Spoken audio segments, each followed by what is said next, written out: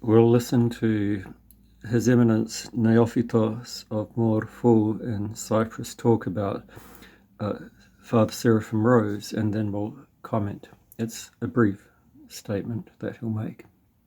Κοιτάξτε, ο πατήρ Σεραφείμ Rose τη χάνει μιας. Look, Father Seraphim Rose is received by people that study the phenomena of the New World Order, the prophecies of the Holy Fathers and Mothers concerning the future events, as well as by those who have experience of Western and especially American culture. I personally consider him a prophet of our times. If what is rumored is true, that in his pre-Christian life, before he was baptized, he had homosexual erotic experiences, then you realize that he is a great example for all our repentant homosexual brethren, that holiness is also for them where there is repentance, when repentance is combined with orthodox confession, instruction, and catechism, which Father Seraphim Rose accomplished, and is a model for many of us.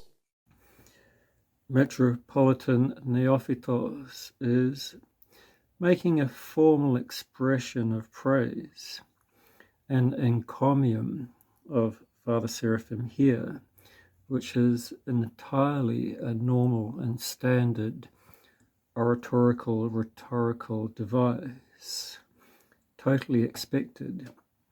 And in encomium, you only say good things and you beef up someone's good qualities, and that's it. I can't remember the word of the opposite, but it happens in the Synaxarion, the Lives of the Saints, where it'll talk about the tyrant, the unjust judge, the governor, and how bad they are, and all of the bad things they do. So these are formal rhetorical devices for formal situations, and that's what we've got here. So in this little encomium of Metropolitan Neophytos, he's covering two things with regard to Father Seraphim Rose. He draws attention to the writings of Father Seraphim Rose, which are predictive commentary about an analysis of the world, which is a topic dear to Metropolitan Neophytos' heart, which tips over into what we would understand as conspiracy theories, geopolitics, the powers that be, and there's a sub area of Orthodox Christian population, which I think is especially strong in North America even now among the more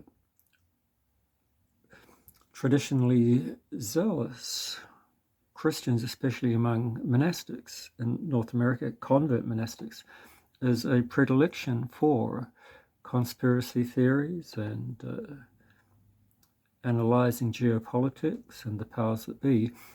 And here it is, and this is what Metropolitan Neophytos is doing as well, relating that kind of trutherism, relating it directly to prophetic vision.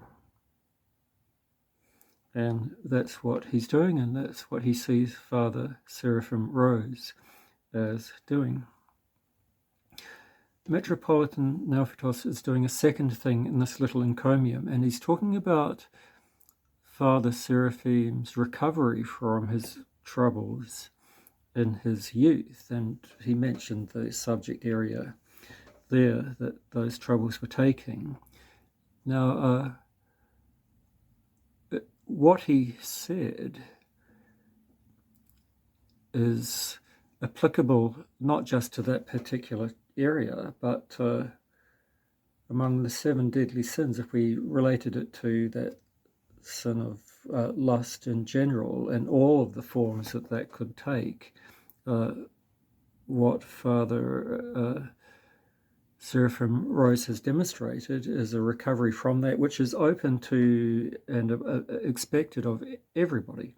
And now, not just in that one of the 7 or 8 deadly sins, but it goes for all of the 7 or 8 deadly sins.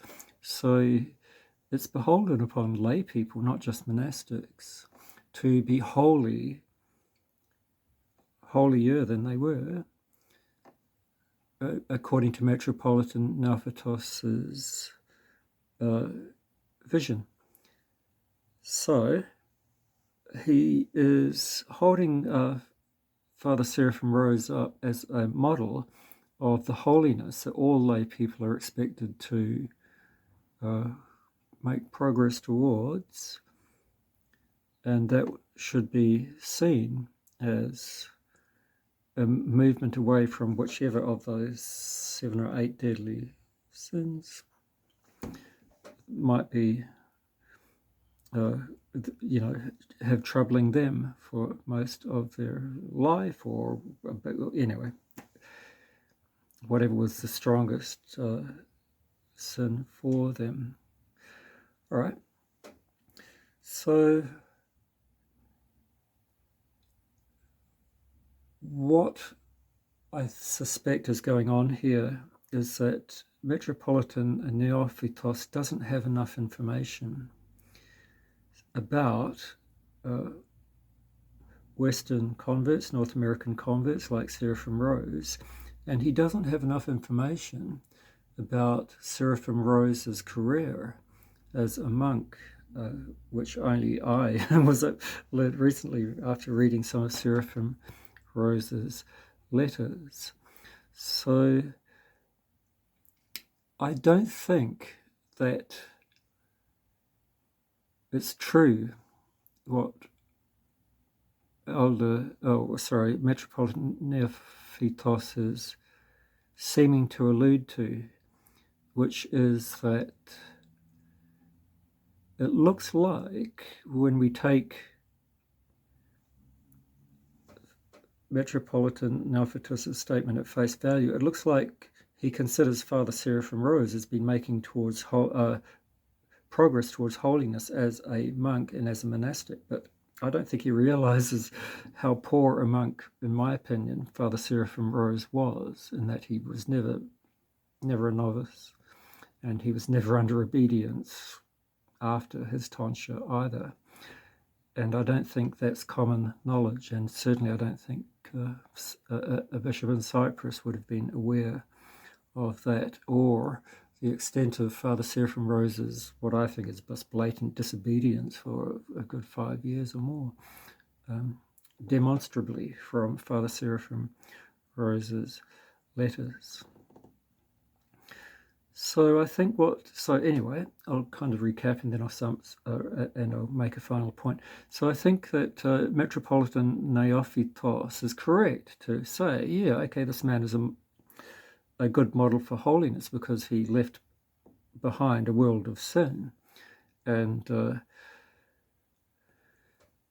my point is that, no, that's obligatory for all lay people anyway. You don't have to be a monk to do that. And as I said, as a monk, no, he wasn't a great example of what being a monk is like. So the final point is that if Father Seraphim Rose went to be a novice or a monk with Metropolitan Neophytos in Cyprus, I don't think Father Seraphim Rose would have lasted a week.